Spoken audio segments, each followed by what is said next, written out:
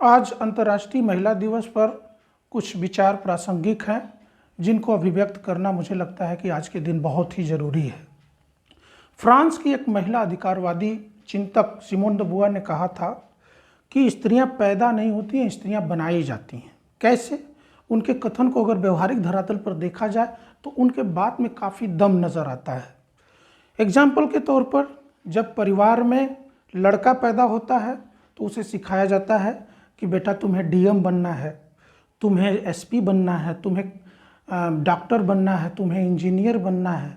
तमाम तरह के उनको बड़े बड़े ख्वाब दिखाए जाते हैं।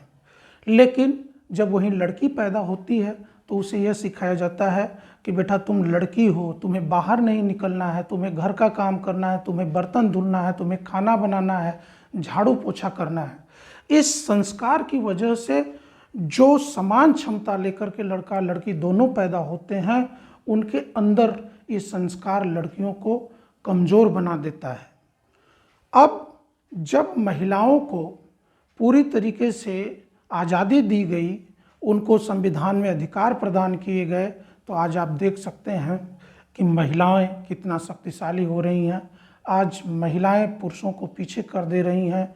चाहे आप हाई स्कूल बोर्ड का एग्ज़ाम देख लीजिए, इंटर बोर्ड का एग्ज़ाम देख लीजिए, सीबीएसई का देख लीजिए, हर जगह लड़कियां जो हैं लड़कों को पीछे छोड़ दे रही हैं।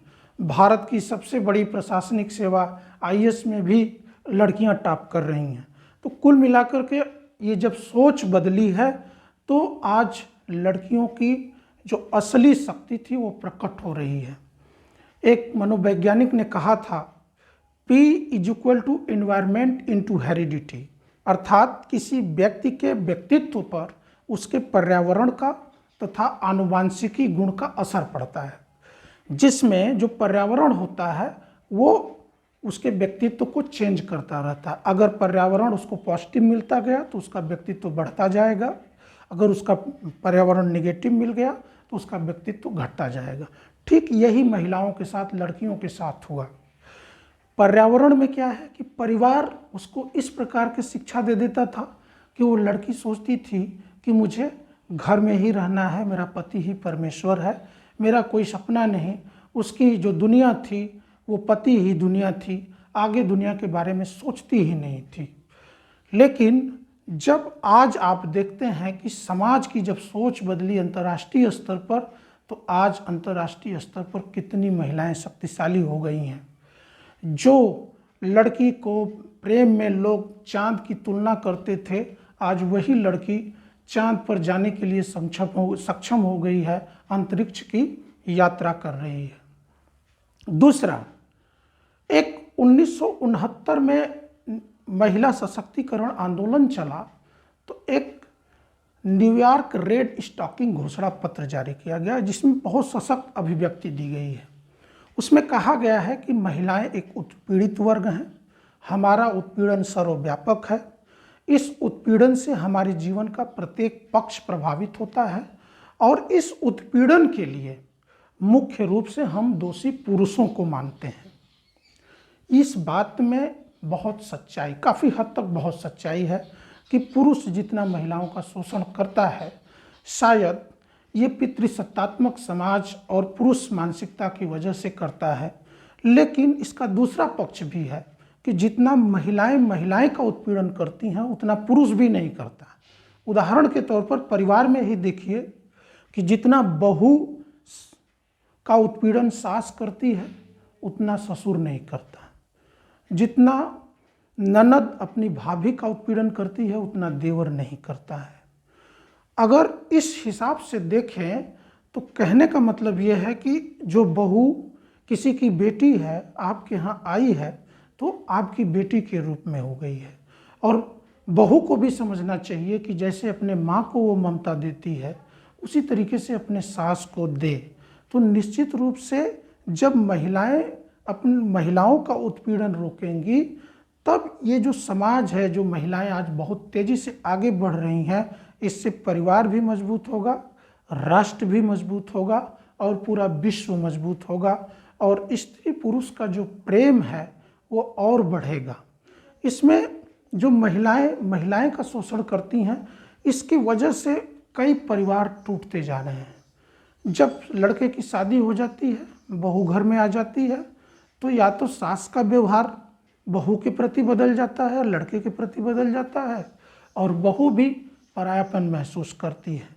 अगर ये सोच ये लोग बदलें कि नहीं, हमारी बहू हमारी बेटी है, हमारी सास नहीं, वो हमारी माँ है, तो निश्चित रूप से ये जो परिवार होगा एक मजबूत परिवार होगा और उस परिवार में बहुत अधिक खुशहाली होगी।